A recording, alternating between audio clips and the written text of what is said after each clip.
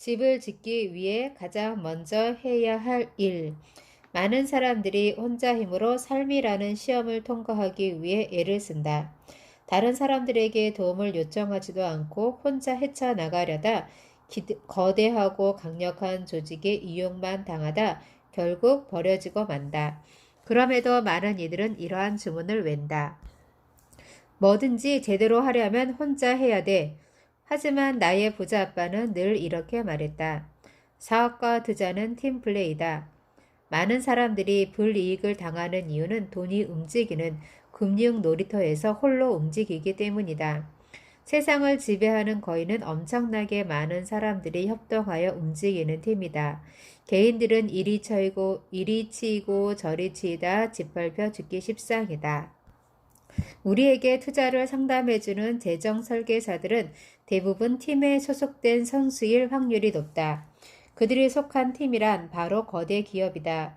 우리 지갑 속에 있는 신용카드들은 BI에 속하는 거대 기업을 위한 플레이를 한다.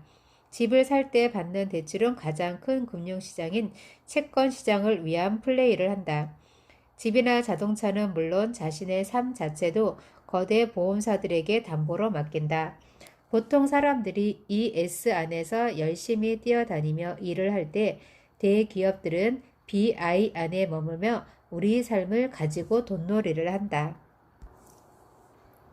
많은 사람들이 정부의 도움을 바란다. 하지만 앞에서도 말했듯이 우리 정부는 물론 법률은 BI에서 활동하는 거대 기업들의 지배를 받는다. 그들이 선거 자금으로 수십억 달러씩 내는 것은 공짜로 내는 것이 아니다. 당신은 투표권이 하나밖에 없지만 그들은 수백만 개의 투표권에 영향력을 미칠 수 있는 어마어마한 돈을 가지고 있다. 의료계도 마찬가지다. 의료비가 오르고 병원들이 망하는 이유는 의료 관련 규칙을 거대 기업들이 만들기 때문이다. 제약회사와 보험회사들은 BI에서 엄청난 권력을 발휘하는 반면 의사들은 ES에서 아무런 힘도 없이 뛰어다닐 뿐이다. 교육계도 마찬가지다. 출세만을 꿈꾸며 정치 권력과 결탁한 부패한 교육 관료들이 교육 관련 규칙을 만들기 때문이다. 그들은 자신들의 기득권을 지키는 일에만 신경 쓸 뿐 아이들의 교육에는 전혀 신경 쓰지 않는다. 내가 하고자 하는 말은 간단하다. BI에서 움직이는 거대한 늑대로부터 자신의 삶, 가족, 집을 지키고 싶다면 자신만의 BI 삼각형을 구축해야 한다. 8가지 균형 요소가 자신의 팀으로 활동할 수 있도록 만들어라. 실제로 8가지 균형 요소를 모두 갖춘 사람은 거의 없다. 그래서 많은 사람들이 개인적인 소명은 뒷전에 미룬 채 자신이 속한 회사의 사명을 위해 헌신한다. 직업 안정성에 매달리며 해고될지 모른다는 두려움 속에서 살아간다. 지푸라기와 나뭇가지로 지은 집에서 살고 있기 때문이다. 우리 부부가 벽돌집을 짓기 위해 가장 먼저 한 일은 들어오고 나가는 돈을 정리하기 위해 회계 담당자를 고용한 것이다. 격리 업무는 팀을 하나로 모으기 위해 가장 먼저 해결해야 하는 일이다. 믿을 수 있는 법률 자문도 구해야 한다. 그리고 무엇보다도 소통하는 법을 끊임없이 배워야 한다. 소통하는 법을 배워야만 자신의 제품이나 서비스를 팔 수 있고 자신의 경력을 팔아 더 나은 대우를 받을 수 있다. 너도 나도 시끄럽게 떠들어대는 이 시대에 자신을 팔 수 있는 능력은 성공과 실패, 취업과 실업, 돈과 파산을 가르는 중요한 기술이다. 팀을 구축하는 것은 쉬운 일이 아니다. 단숨에 완성할 수 있는 일도 아니다. 수년에 걸쳐 일을 하면서 나는 훌륭한 팀원을 만나기도 했지만 형편없는 팀원도 많았다. 하지만 그 모든 것은 성공으로 가는 과정의 일부일 뿐이었다. 지식과 부가 증대할수록 자신의 팀을 계속 업그레이드해야 한다. 벽돌집을 성으로 확장하기 위해서는 끊임없이 발전을 거듭해야 한다. 성공으로 가는 길은 언제나 공사 중이어야 한다. 집값 폭락은 이미 시작되었다.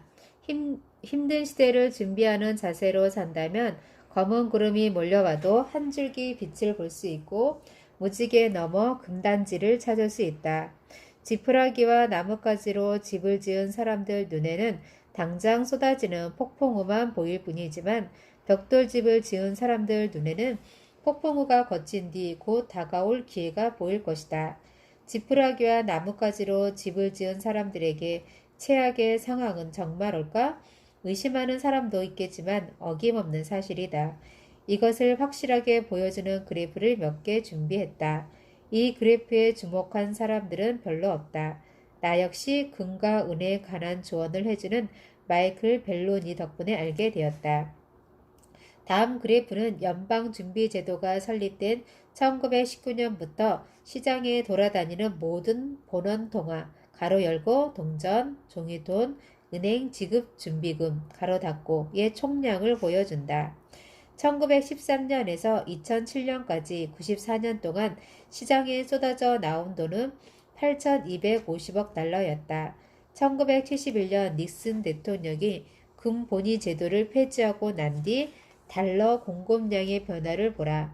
서서히 통화 발행량이 늘어나기 시작했다. 서브프라임 사태가 세계를 뒤흔든 2007년에는 이전 84년 동안 찍어낸 돈만큼 순식간에 새로 돈을 찍어내 시장에 돌아다니는 본원 통화는 대략 1조 7천억 달러로 치솟았다. 이 그래프가 무엇을 의미하는지 아는가? 다음과 같은 시나리오가 가능하다는 뜻이다. 연방준비은행의 조폐량 그래프는 책을 참고하시면 됩니다. 1. 하이퍼인플레이션. 식품과 에너지 같은 기초 생필품의 가격이 전례 없는 수준으로 치솟는다는 뜻이다. 저소득층과 중상층은 재앙에 빠질 것이다. 2. 모든 나라가 돈을 찍어내야 한다. 미국이 계속 돈을 찍어내면 다른 나라들도 돈을 찍어내야 한다.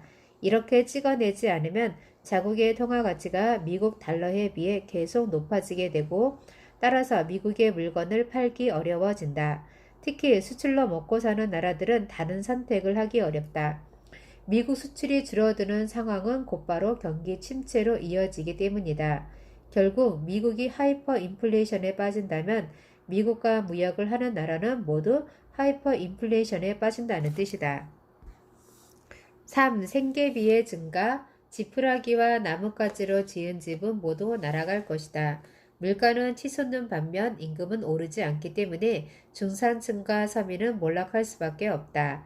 이 그래프는 레이건 대통령 이후 예산 보고서와 오바마의 예산 계획을 토대로 앞으로의 예측을 보여준다. 오바마 대통령이 입안한 예산 그래프는 책을 참고해 주시면 되겠습니다. 이 그래프는 우리에게 무엇을 의미할까? 더 큰 정부, 더 높은 세금, 더 많은 빚을 의미한다. 결국 정부가 지푸라기와 나뭇가지로 사람들의 집을 다시 지어줄 수밖에 없는 상황이 계속된다는 뜻이다.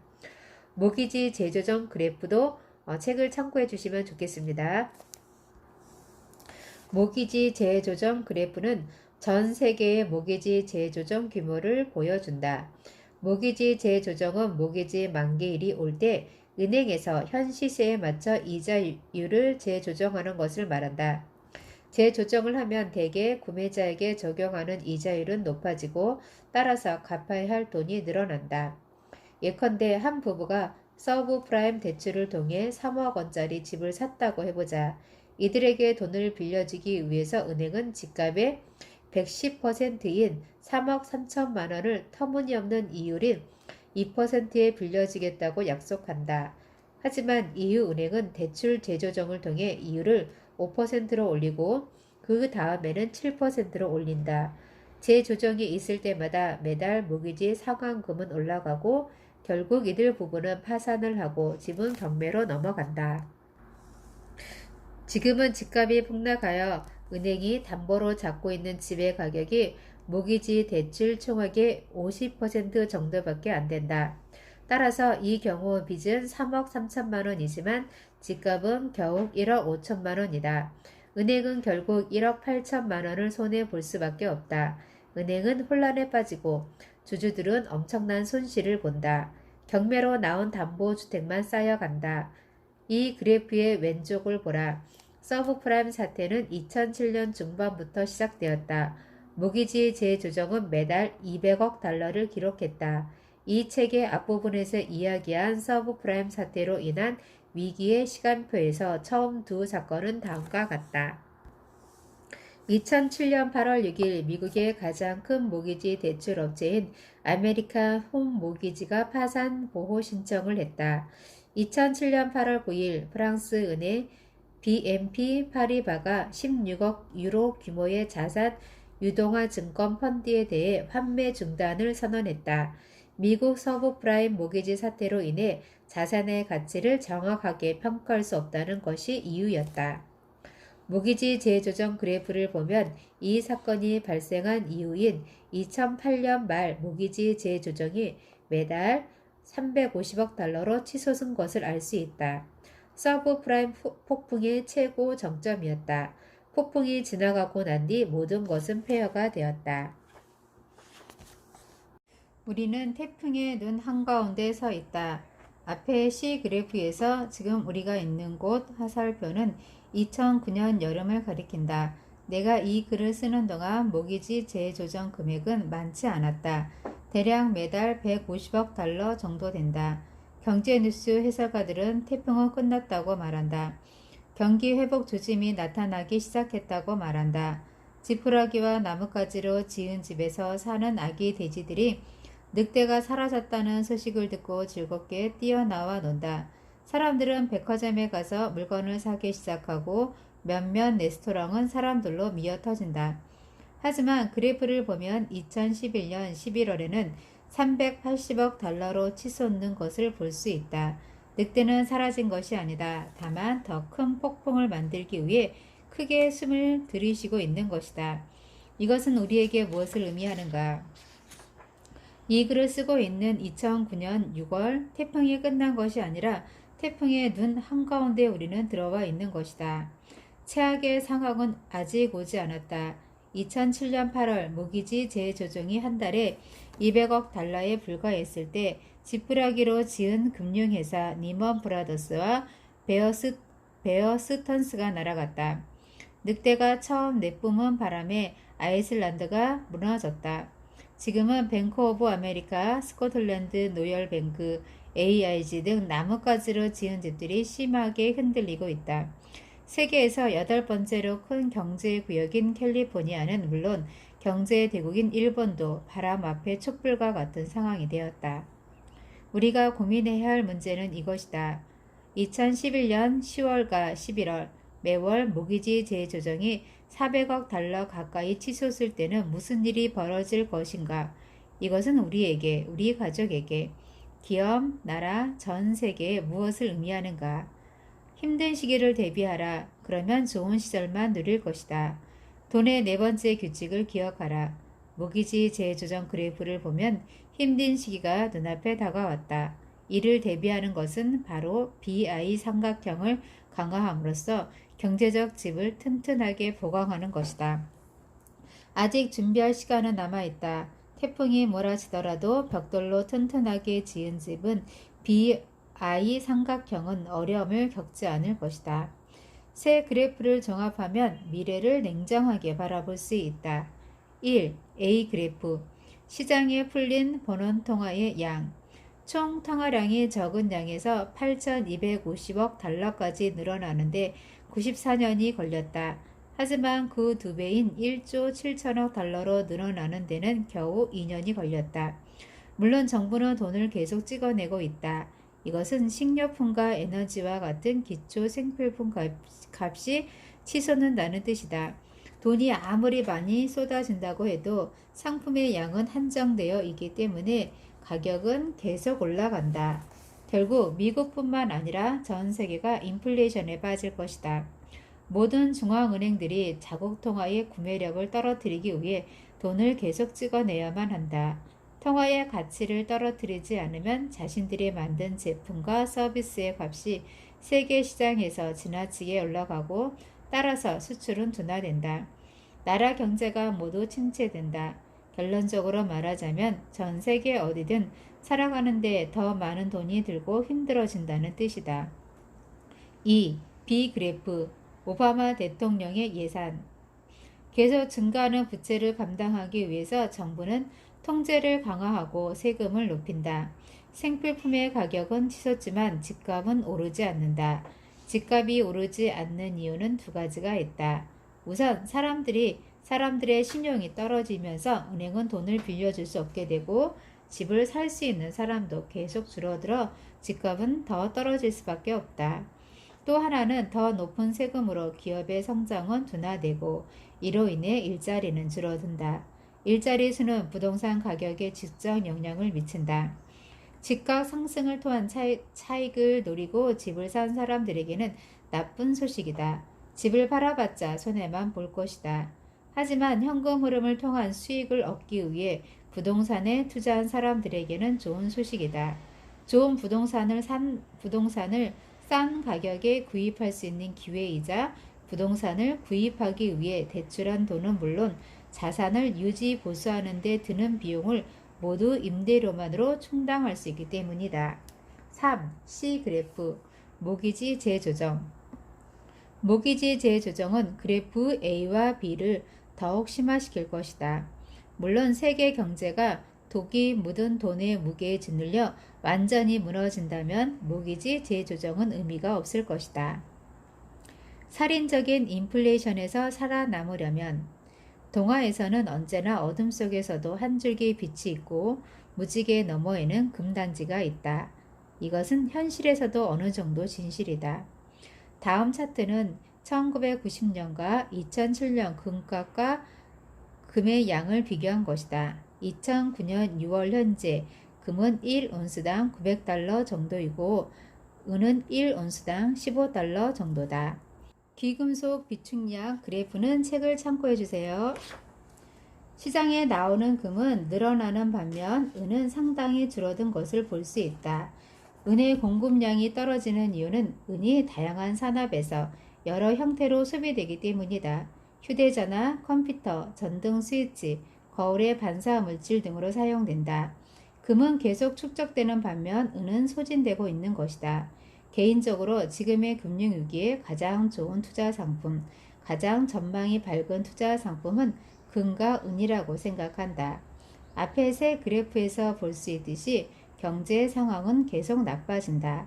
사람들은 멀지 않아 통화량을 조절하는 정부의 능력을 의심하기 시작할 것이다. 살인적인 인플레이션 속에서 살아남기 위해서는 금과 은을 손에 쥐고 있어야 한다. 대중이 깨어나고 난 다음에는 탐욕과 공포의 거품이 부풀어 오르기 시작한다. 금은 1온스에 3,000달러가 넘을 것이고 은은 결국 금과 비슷한 가격으로 치솟을 것이다. 산업 귀금속의 공급은 더욱 부족해질 것이다. 물론 이것은 나의 개인적인 예측일 뿐이다. 하지만 금은 시장에 거품이 시작되고 있다는 증거는 충분하다. TV, 신문, 인터넷을 통해 금, 은을 사들인다는 광고가 늘어나고 있다. 동시에 금, 은과 관련된 사기도 늘어나고 있다. 이들이 금, 은에 대한 관심을 더욱 부추길 것이다. 결국 지금부터 위기에 대비하지 않는 아기 돼지들은 힘겹게 번 돈을 교활한 혀로 짓거리는 늑대의 부드러운 말에 속아 모두 넘겨주고 말 것이다. 어떤 투자든 먼저 그 상품에 대한 지식부터 쌓아야 한다. 돈에 관한 새로운 규칙 7번째. 삶은 팀 경기다. 자신의 팀을 신중하게 선택하라. 늑대는 가지 않았다. 잠시 숨을 들이쉬고 있을 뿐이다. 거센 폭풍우 속에서 살아남기 위해서는 자신의 금융팀을 조직하여 BI 삼각형을 청사진으로 삼아 금융 벽돌집을 짓고 튼튼하게 보강하는 일을 당장 시작해야 한다. 거대 부자들은 강한 팀을 이뤄 플레이를 한다. 당신도 그렇게 해야 한다. 금융의 집을 벽돌로 튼튼하게 짓고자 한다면 친구나 금융 조언자들과 함께 둘러앉아 자신의 BI 삼각형에 대해서 토론하는 것이 가장 좋다. 듣기 싫은 조언이라도 감사하게 받아들여라. 내가 부자 아빠 시리즈를 계속 쓰는 것 또한 나의 팀의 조언을 독자들에게 전해주기 위해서다. 예컨대 나의 팀에는 부동산에 대해 조언을 해주는 전문가도 있고 금과 은에 대해 조언을 해주는 전문가도 있다. 또한 도널드 트럼프와 스티브 포브스와 같은 유명한 경제인들도 나에게 금융 지식을 전해주는 조언자들이다. 앞으로도 기업 경영과 투자 분야에서 다양한 주제를 가지고 우리 팀과 함께 많은 책을 낼 것이다. 당신은 나의 조언자들의 눈을 통해 세상을 바라볼 수 있다. 그들 조언자들의 지식을 빌려 튼튼한 BI 삼각형과 벽돌집을 지을 수 있다. 모든 것이 복잡하다면 그냥 은이라도 조금 사두기 바란다. 그리고 가격이 어떻게 변동하는지 살펴보라. 아인슈타인은 이렇게 말했다. 움직이지 않으면 아무 일도 일어나지 않는다.